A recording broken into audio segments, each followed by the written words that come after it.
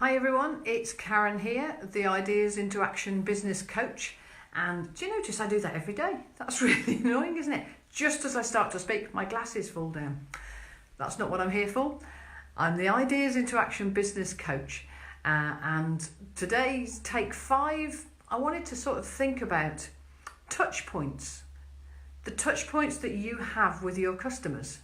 I mentioned them on Monday when I started to ask you the question, how do you sell? Are you sure how you sell, what your process is? Do you have systems and processes in place to help you sell to your customers? And no matter what your system or process is, sometimes it's really difficult for us to envisage really how many people are watching us, are watching from the sidelines, are receiving our materials and content that we're sending out, those touch points and those things that we use in our business to actually reach out to customers.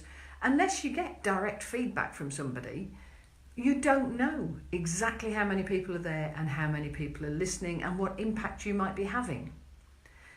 And in the good times, you just keep going. You just keep piling your efforts in and doing the thing you do and working on your processes and putting your adverts out there and going out and networking and meeting people.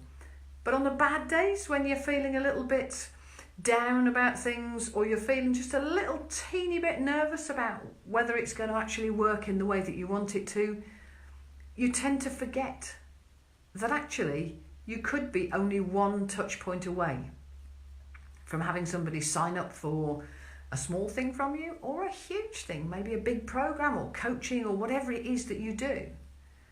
You might only be one touch point away. Because if you think about your processes, now this is the sort of sales funnel that we talk to you about and that I work with.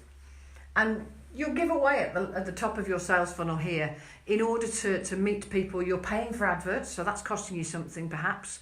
But aside from that, you're creating great content, you're doing Facebook Lives, you're going out and meeting people at networking, you're speaking at events like I do, you're creating things to give away, some tools, some tips. You might have a Facebook group where you can nurture people and give them lots of help and support over a period of time. And all of those things you do for free. But each one of those things, each one is a touch point. So there's 1, 2, 3, 4, 5. There can be numerous of these. In ours, there's probably 10 different touch points at the top here, where people might find me and engage with me for the first time. In fact, there's more than that. There's probably now nearer 15 to 20 touch points where people might meet me for the first time, or might then meet me and see me at several things that cost them nothing.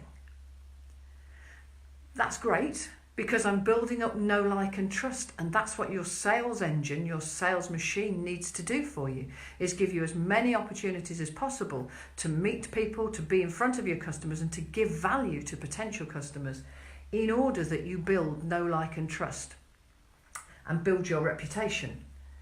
But as you look then down the rest of your sales funnel, the things you have to offer, the different services and things that you do in your business, each of those are more touch points that people can actually join you at. And they may join at the very highest level. They may see you speak once for free and join you straight down here for a high-level coaching program. We don't know. We're not sure. You can never be sure.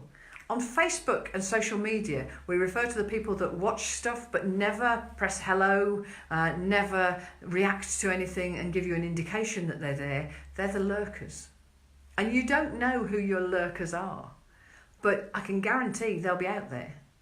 Just recently, over the last couple of weeks, I've had 2 or 3 people come up to me literally while I've been out and about. 1 or 2 were at a meeting a couple of weeks ago who came up and spoke to me at a meeting, and they knew me. They felt they knew me because they'd seen me on Facebook, they'd seen my broadcasts, they were in our group.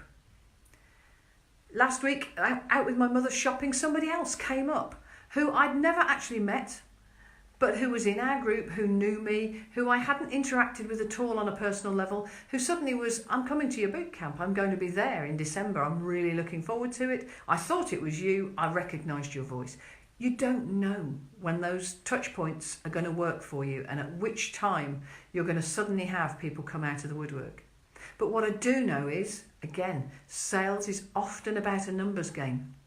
So you've got to make sure that all the touch points along your customer journey in your sales process are clear, that they are targeted correctly to the right customers in the right places to actually match the two together for you to be seen by your ideal customer avatar. And all of the things you do for free, all of the places you go, eventually those are knitting together. You're meeting people, seeing people, doing things, and all of those things can knit together and have a huge impact for you in improving your business and growing your business day by day. So the message today is just, you might only be one touch point away. Make sure you're clear about how many touch points you're giving your customers to see you. When I first started doing this social media lark, people would tell me you had to engage with people 7 times to get them to buy. Over recent 12 months or so, that's elongated to anything from 11 to 15 to 21 was the latest number I heard. I have no idea what the number is. For some people, it will only be 1 or 2 contacts. And for others, it may take more. But all of those touch points are important to your sales process and your sales machine. So don't take your eye off the ball and don't get disheartened, because you could just be 1 touch point away from landing your next big contract. Thanks for joining me, guys. Lovely to speak to you. My voice is just about to go, so I'm going to leave you. Bye.